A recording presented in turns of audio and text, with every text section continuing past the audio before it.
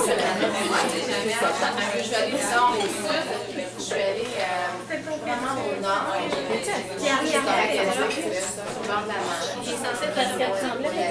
Ma belle-sœur de l'époque. Il y avait de la persévération, elle n'était pas satisfaite de ce qu'elle écrivait. Je pense qu'elle perdait le fil aussi des lettres qu'il fallait écrire.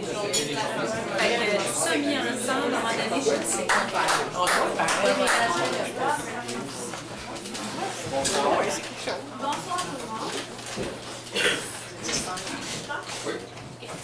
On est vraiment content de vous voir ce soir.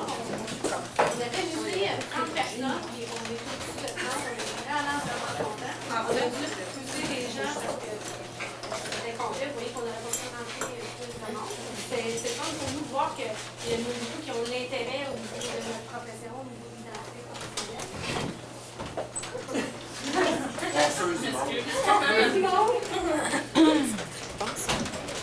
Éric et moi, on fait partie du comité de coordination de la Montérégie depuis 2010. On est un sous-comité du comité. On est responsable d'organiser, dans le fond, c'est un départ parce que nous, on est responsable d'organiser des soirées conférences sur différents sujets. C'est la première qu'on fait. L'année prochaine, on prévoit d'en faire à peu près 3 sur des thèmes différents. Et il y a aussi un projet mentorat qui va commencer en septembre. Si vous venez à l'Assemblée générale, vous allez en entendre parler. On va en parler plus ce soir-là. On a choisi de parler d'identité professionnelle parce qu'on trouvait que c'est un thème qui nous touche tous, qui est aussi complexe, puis on fait que ça avance bien là, ces soirées conférences. Je vais vous présenter les membres du comité. On a... Vous voulez que votre Catherine Rado, notre présidente. Émilie Lazur, la trésorière. Et doyenne. Natacha. On est, dans le comité, on est des membres élus, puis il y en a d'autres qui ne sont pas élus. Nous, on n'est pas élus. On travaille fort. On a 2 nouvelles qui se sont ajoutées à nous. On a Isabelle Fortin. Je suis capable de Bélanger viennent de se joindre à nous. Ils vont faire partie du comité l'année prochaine. Donc, il va y avoir 3 postes de filles enseignants à l'Assemblée générale. Vous pouvez participer, être engagé dans le comité si vous avez. Le comité, dans le fond, l'unité de coordination a différents objectifs. Nous, donc, le développement professionnel, le soutien entre les intervenants, il vise aussi à nous outiller pour réfléchir sur différents problèmes sociaux, nous garder à jour là-dedans. Notre soirée ce soir, dans le fond, ça découle de ces objectifs-là, qui est le support aux intervenants, le développement professionnel. Je vais, avant qu'Éric vous présente Pierre et Linda, je vais vous dire un petit mot sur Pierre et Linda parce que je l'avais vu les présenter, donc je peux tout faire. Je suis vraiment fière que Pierre et Linda soient ici ce soir parce que c'est 2 personnes de grande qualité.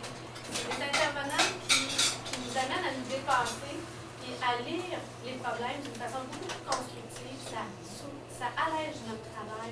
Ça nous donne une façon de lire les problèmes qui nous rend plus empathiques aux clients, plus proches du client. Et ils ont le souci du travail qui est fait. En tout cas, moi, ils m'ont aidé beaucoup à aimer mon travail et à faire ce que je fais. J'espère que ce soir, vous allez pouvoir goûter un petit peu à ça puis partir avec un petit bout de ce cadeau-là que j'ai reçu pendant 16 ans que je suis avec eux autres. C'est mes profs. Déjà, à la prochaine. Oui. 16 ans. 15 ou 16. Ça nous rajeunit pas. Oui. Puis en même temps, je souhaiterais, je renchéris aussi sur ce que tu dis, mais je souhaiterais aussi remercier Claude d'être ici aussi. Oui. On est très content que tu sois ici, Claude Leblond, pour cette soirée-là. Alors, merci d'être là. On voulait le souligner. Merci de votre invitation. Ça, on se plaisait toujours. Il vient pas toujours. Quand je t'ai invité, Oui. Non, mais c'est parce que ce qu'Éric veut dire, c'est qu'il ne faut pas oublier Claude. Oui, voilà. Mais écoutez, le déroulement de la soirée, avant encore une fois de présenter Pierre et Linda, le déroulement de la soirée vise plus... Pierre et Linda vont faire une présentation qui va durer peut-être 20 minutes, une demi-heure environ, pour un peu introduire le sujet de la soirée, puis donner un peu des couleurs. Puis par la suite, ce qu'on souhaite faire, c'est plus échanger. Puis c'est pas nécessairement une conférence, hein, on souhaite vraiment échanger sur l'identité professionnelle. On sait que c'est un thème qui nous rejoint, comme Marc-France disait. Donc, on va vous inviter par la suite à poser des questions aussi à Pierre et Linda. Aussi, toutes les questions qui vous viennent à l'esprit par rapport à l'identité professionnelle. Quand Pierre et Linda auront terminé un peu leur présentation, il va y avoir un dessert. On va peut-être prendre 5 minutes pour se dégourdir, juste aller chercher le dessert, revenir, parce que là, maintenant, il fallait débuter. Alors, c'est tout comme ça qu'on va procéder. Ça vous va? Oui. Ah oui, merci. On veut juste donner comme information que les pourboires ne sont pas inclus. Alors, si vous voulez contribuer, c'est libre à vous. On peut faire la vaisselle apparemment. Est-ce qu'on peut choisir la vaisselle pour moi? J'aime mieux pour moi.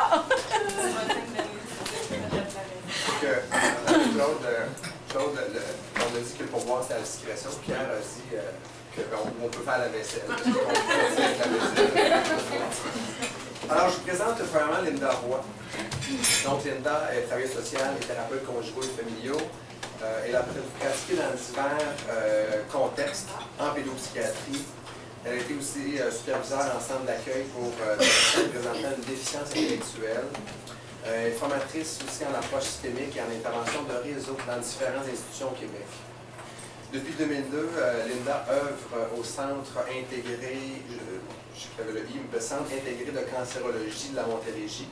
Elle assure la supervision et la formation des intervenants psychosociaux dédiés au cancer en Montérégie, et ça tout en travaillant activement à la mise en place de pratiques de soutien aux intervenants et du travail interdisciplinaire. Alors, je sais que c'est un thème au niveau de l'identité professionnelle qui pose question souvent.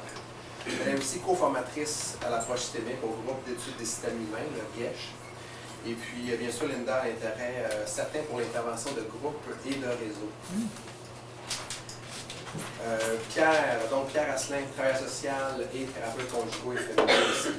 Il a pratiqué dans divers contextes, aussi en pédopsychiatrie, en toxicomanie auprès des héroïnomanes et de leurs proches, en centre jeunesse auprès des enfants doublement diagnostiqués, voire multiproblématiques. Il fait aussi présentement de la pratique privée actuellement auprès des familles, couples et des individus. Il est formateur superviseur en approche systémique aussi dans différentes institutions du réseau au Québec. Il est aussi co-formateur donc avec Linda à l'approche systémique pour le groupe d'études des systèmes humains. Il y a un intérêt aussi face à l'utilisation du diagnostic dans notre pratique ou la non-utilisation du diagnostic dans notre pratique. Puis il aime bien les situations difficiles parce qu'il dit que c'est dans ces situations-là qu'on avance et qu'on apprend plein de choses. Alors, je lui cède la parole. Bien, merci, Marie-France et Eric, de bons mots. Je pense que Linda se voit en mode de merci pour la présence aussi. Alors, je vais commencer, on fait ça en 2 ans, évidemment. C'est pas simple comme terme, l'identité professionnelle. Moi, ça fait peut-être 40 ans que je travaille. Je me rends compte que pendant 40 ans, j'ai été travailleur social sans trop vraiment réfléchir à l'identité professionnelle. Au début, on a accepté, Linda et moi, l'invitation d'Éric et Marie-France. Puis là, j'ai commencé à réfléchir de quoi il s'agit. Qu'est-ce que c'est que l'identité professionnelle? C'est plus savoir, puis juste en regardant, je pense que j'ai plus de questions que de réponses. Alors, en fait, je vais vous partager mes petites trouvailles. Linda va enchaîner sur des choses plus, je ne sais pas comment dire, mais on ne sait pas très bien. On va se garder un peu de surprise dans nos affaires. Les mots m'intéressent. Peut-être que tu peux dire qu'on vit ensemble aussi. Peut-être, parce que on s'est gardé des petites. Fait que là, je me dis, le monde, ils vont dire. Alors, ben là, ça me fait. Notre coloc, finalement. On est deux TS, puis on est très différents. Vous allez voir que Linda est beaucoup plus différente que moi. Alors, identité. Ben là, moi, j'ai un amour des mots. Alors, je suis allé chercher. Il faut me rendre compte d'une affaire assez époustouflante. J'en parlais avec Éric quand on mangeait tantôt. Alors, qu'est-ce que l'identité? J'ai regardé dans le dictionnaire Larousse. On dit que c'est le rapport que présentent entre eux des êtres ou des choses qui ont une similitude parfaite. Parfait. Parfaite. Parfait. Alors, des choses identiques. Parfait. Alors, c'est le même mot, c'est la même racine. Donc, étymologiquement, il y a idem, qui veut dire la même chose, et entité. Donc, quand on parle d'identité, il y a similitude parfaite entre ceci et entre cela. Par exemple, une carte d'identité, bien, il faut que la photo ou la description ou les deux correspondent à la personne. Et là, c'est une carte d'identité. Alors, je n'avais jamais pensé à identité dans ces termes-là. Et on parle d'identité individuelle, hein? C'est un terme en psychologie, psychanalyse important, l'identité, on en parle partout, tout le temps. Ça fait partie du langage commun, ce qui m'a fait penser en fait que c'est un terme qui est assez, je dirais pas flou, mais qui est multifacette, qui est utilisé dans différents contextes, qui est autant psychologiquement, socialement que légalement, quand on parle de carte d'identité, de démontrer son identité, de prouver son identité dans les aspects légaux, les juridiques, etc. Et quand on parle d'identité professionnelle, de quoi on parle? Alors, j'ai essayé de faire des liens entre l'identité individuelle et l'identité professionnelle, mais avec cette définition-là, je me dis l'identité personnelle, est-ce que ça existe vraiment? Quand on parle de choses qui se ressemblent au point d'être similaires et parfaitement similaires, ça fait un peu étrange. Donc, quand on parle d'identité professionnelle, ce que j'ai compris, c'est qu'on est plusieurs personnes à partager un certain nombre de valeurs, en fait. Un certain nombre de valeurs, et puis une vision du monde en général. Et on se regroupe autour de ceci. Donc, ça peut être un corps de métier, en fait. Ça peut être une profession, ça peut être plein de choses. Hein. Autour de l'identité, on se regroupe. En même temps, ça ne veut pas dire qu'on est similaire au total. On est similaire sur un point ou deux points ou trois points qu'on met en commun, et là-dessus, on est similaire profondément, parfaitement. Ce qui me fait penser aussi, en fait, que probablement qu'on porte plusieurs identités. Il y a quelqu'un qu'on a invité à 2 reprises, Serge Tisseron, qui est un psychanalyste français, qui lui avance l'idée que maintenant, on doit parler de plusieurs identités.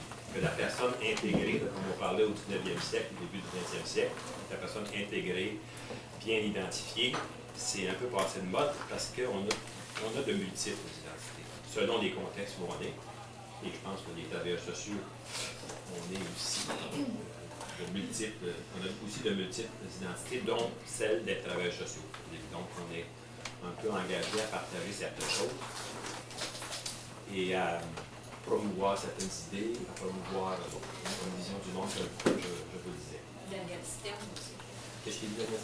Daniel Stern dit que l'identité se construit dans le contexte, et effectivement dans la relation, des porteurs, des influences qui créent le contexte dans notre propre identité. Pourtant, c'est un psychanalyste. Hein? Il y a eu un développement de la pensée au niveau de la psychanalyse à cause de cette notion de l'individu et du contexte. Ça, c'est le fondement du travail social. Je vais revenir sur ça. Ouais. Alors, tu me fais penser. Il y a une idée circulaire, en fait. Hein?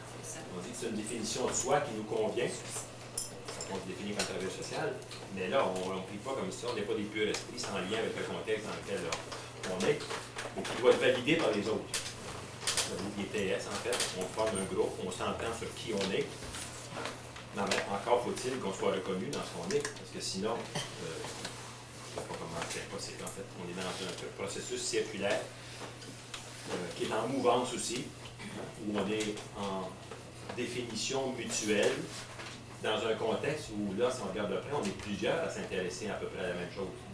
C'est-à-dire, bon, disons grossièrement, aider les gens, avoir une vision particulière des gens. On n'est pas les seuls en profession d'aide. Donc, ça veut dire quoi? En fait, ça force à nous identifier, ça force à préciser des choses, mais en même temps, je me suis rappelé d'une phrase de Robert Bourassa, je ne sais pas Bourassien plus qu'il faut, mais Robert Bourassa, je trouve qu'il y avait une phrase intéressante au moment où on négociait la Constitution. Il disait « Plus on définit, plus on limite ». Donc, ça veut dire, en fait, je ne sais pas si vous avez déjà vu cette petite bande dessinée-là de Schutz, au moment où Charlie Brown reçoit un cadeau à Noël. il ouvre la boîte dans la première case. Deuxième case, il s'avère que c'est un mécano, il commence à construire son mécano. La troisième case, son mécano est presque construit. Dans la quatrième, il est pris dans son mécano. Il construit le mécano autour de lui. Et je trouve la phrase de ça, c'est un peu ça. Plus on définit, plus aussi on se limite dans ce qu'on est, dans ce qu'on va faire aussi, ça peut aller jusque-là. Est-ce qu'on se définit par rapport à ce qu'on fait ou par rapport à ce qu'on est? Alors, pour moi, ça allume une lumière rouge sur comment on peut être ensemble, similairement, identiques, tout en gardant notre singularité aussi, tout en gardant sa créativité. Et je pense qu'actuellement, on est dans, peut-être en parler plus précisément, on est dans un contexte où on définit beaucoup, on s'entre-définit, on définit les autres, on se définit soi-même. Mais moi, ma grande crainte, c'est qu'on finisse par se scléroser aussi dans des définitions où on est chacun prisonnier de notre petit mécano. Bon, je n'ai absolument pas suivi le plan que je m'étais donné. Donc, en fait, si je parle plus précisément, pour moi, l'identité, c'est indissociable de différenciation aussi. Alors, c'est, à mon avis, l'équilibre entre les deux. Comment se différencier dans un contexte où on développe sa propre identité. Et il y a un autre thème aussi qui m'est venu à l'esprit et qui m'a rappelé comment j'ai commencé à... comment je suis arrivé au travail social. Et c'est le thème d'identification. Quand j'étais vers la fin de mes années de collège, j'ai rencontré quelqu'un qui était travailleur social. Et ça m'a plu, un adulte, là, un homme qui était de l'âge de mon père, qui était travailleur social, qui avait été conseiller social, travailleur social. Et ça m'intéressait ce que ce monsieur-là faisait. Et on n'est pas loin encore de l'identification, identité. Et ça m'est apparu comme quelque chose d'attirant. J'avais rien en moi de génétique qui m'amenait à être travailleur social, en fait. C'est l'exemple et l'envie de faire comme. Puis peut-être que je ne suis pas le seul à avoir vécu ça. On parlait au souper, notre fille est infirmière. On parlait de quelqu'un qui ne peut pas être ici ce soir parce que sa fille a un problème physique, je pense une appendicite ou un truc comme ça. Notre fille a eu une appendicite aussi. Et elle avait quoi, 8 ans, 9 ans. Et c'est là que ça a allumé. Il y a une infirmière, Pauline, qui s'est beaucoup occupée d'elle. Et à partir de ce moment-là, ça l'a marqué et elle est infirmière maintenant.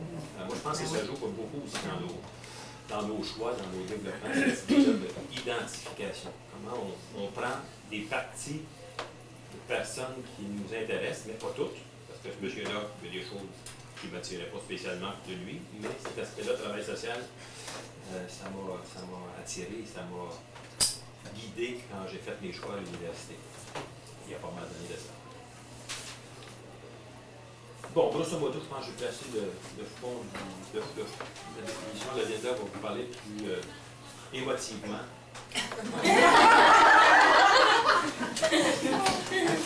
Parce que ça, je l'ai déjà entendu. Elle va vous en parler, moi, je l'ai déjà entendu.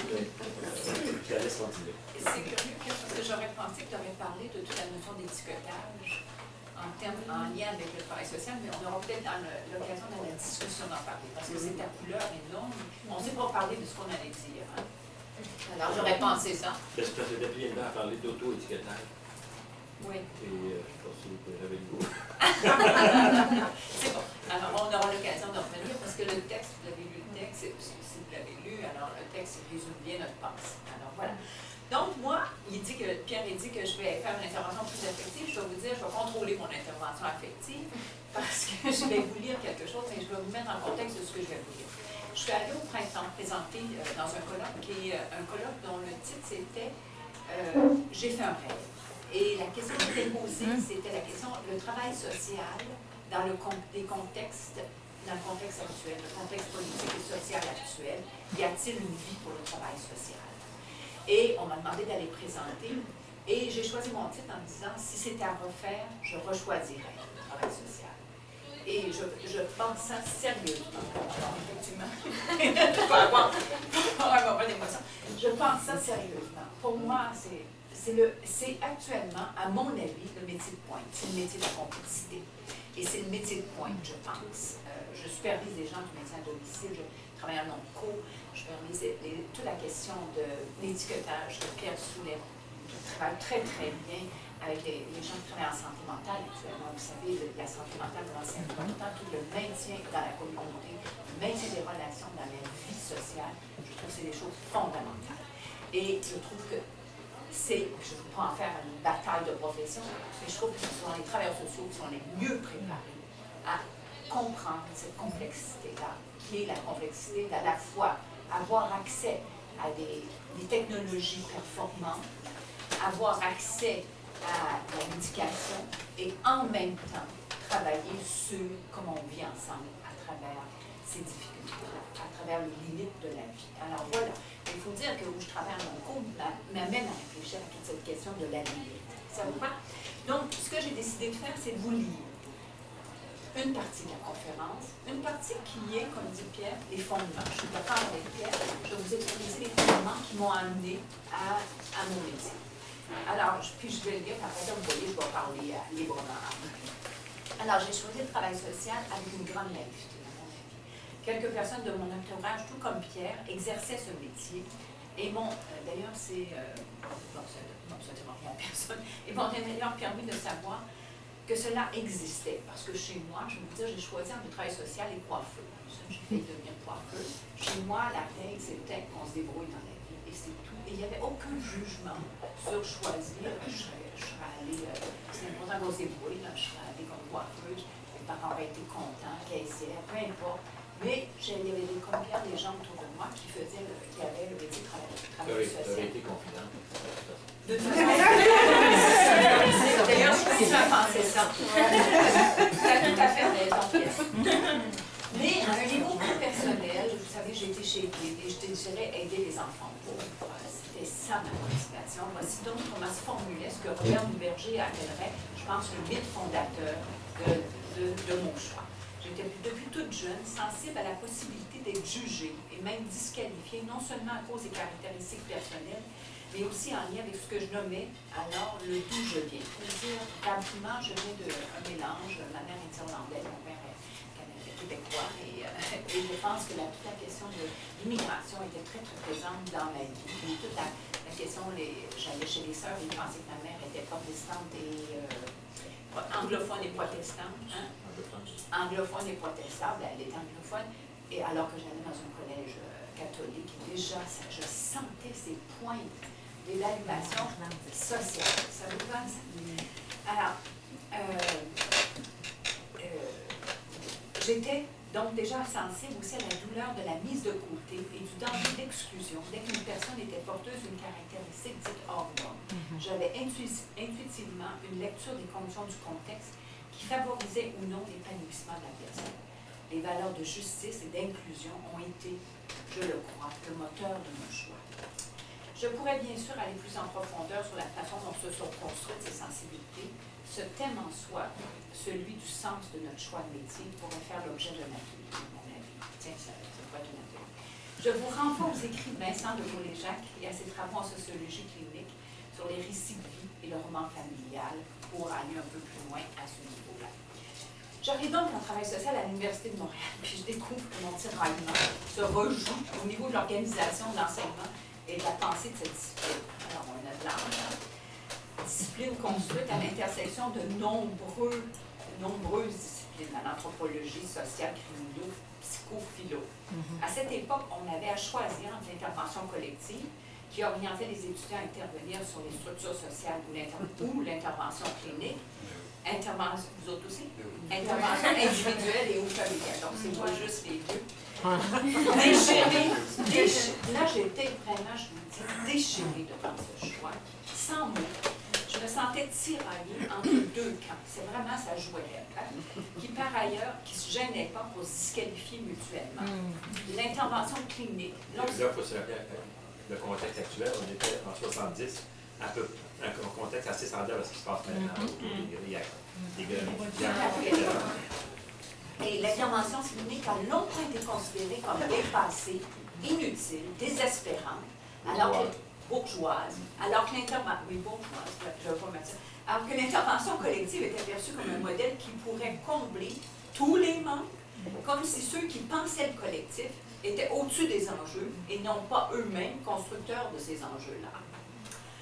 Mais j'étais tiraillée, je vous le dis. Alors déjà à cette époque, je pensais qu'il était impossible de séparer la compréhension des comportements humains des contextes dans lesquels ils apparaissaient, et je tentais de refuser le jeu de disqualification entre cliniciens et organisateurs communautaires, en croyant que chacun portait une vision de la réalité. Hein.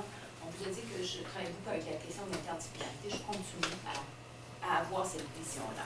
Je croyais et crois encore que nous sommes à la fois des êtres singuliers, porteurs de caractéristiques individuelles, à la fois des êtres sociaux, évoluant dans des contextes qui influencent la manière dont nous pensons, nous agissons, nous ressentons. J'ai fini par choisir l'intervention clinique et là, je me retrouve en stage et au travail en pédopsychiatrie. Quel choc! Je plonge dans un monde d'une grande richesse, celui de la compréhension psychodynamique de l'individu, et j'apprends bien sûr les bases de l'intervention thérapeutique. Je suis extrêmement reconnaissante à la fois à ce stage et après, au début du travail à l'hôpital Rivière-des-Prairies. Tous les deux, on a commencé là. Mais je suis aussi rapidement confrontée à mes questions concernant une définition intrapsychique des difficultés de l'individu et ma croyance à l'individu comme être à la fois social et singulier. Dans mon rôle de travailleuse sociale, je me devais, et je pense c'est encore le cas, de soutenir les parents des enfants rencontrés, et ce, tout en étant entourée de collègues qui croyaient fréquemment que les parents étaient coupables des difficultés des enfants. Ça existe encore. Vous pouvez sans doute imaginer, vous le vivez probablement encore, si vous travaillez dans ces contextes, la pression qui s'exerçait sur les épaules des travailleurs sociaux. Soigner les parents, c'est ce qu'on nous disait.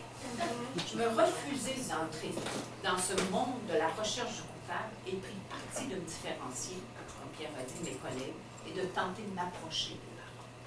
C'est par ailleurs grâce à cette occasion de rencontrer et de soutenir les parents que je me suis formée à la thérapie familiale et à l'approche théorique.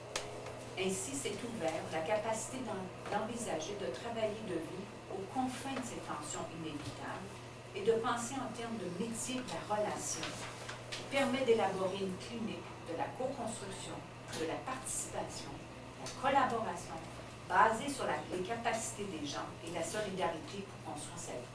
C'est ce que Marie-France nommait au début, là, je pense. Alors, je pense qu'on a quelque chose de très, très proche fondamentalement sur ça, Pierre, sur les capacités. Puis là, je dirais que c'est une ligne ténue, la notion de, on aura l'occasion d'en discuter peut-être, des capacités, c'est pas des capacités naïves. C'est comment être ensemble dans la construction à partir des difficultés de la vie et de nos singularités, d'un monde qu'on ne sait pas, on ne sait pas ce qu'on va créer.